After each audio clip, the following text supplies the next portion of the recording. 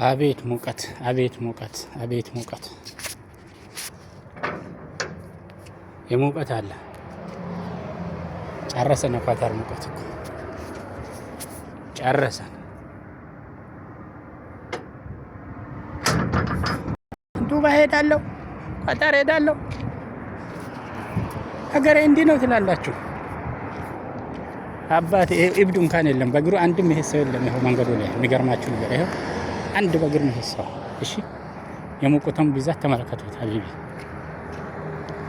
አንድ ሙከየፍ እንኳን አልቻለውም የዛሬውን ሙቀት። የሚገርማችሁ ነገር እና ኳታር ነው ይሄ። ዱባይም እንደዛው ነው።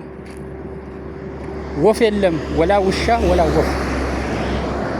እሺ እና በጣም ከባድ ነው ልላችሁ ፈልጌ ነው። የኛ ነገር ወላ ንፋሷ ብቻ ያስከፍላል ሀገራችን። በጣም ነው የሚገርመው ሀቢቢ። የሰው ሀገር እንደዚህ ነው። እሺ ያው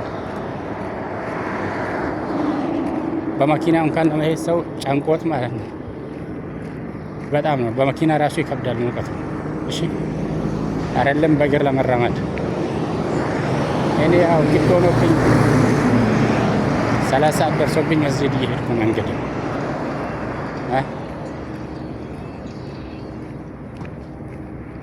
ስደት ይህን ይመስላል።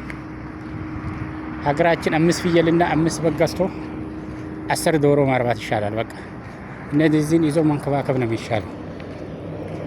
ሊስትሮም እየጠረከብ ብትኖር አንድ እንጀራ ነው የምትበላው ሀቢቢ። እሺ ያው ነው በቃ ምንም የቀን ስራም ሰርተህ ያው ነው አንድ እንጀራ ነው የምትበላው።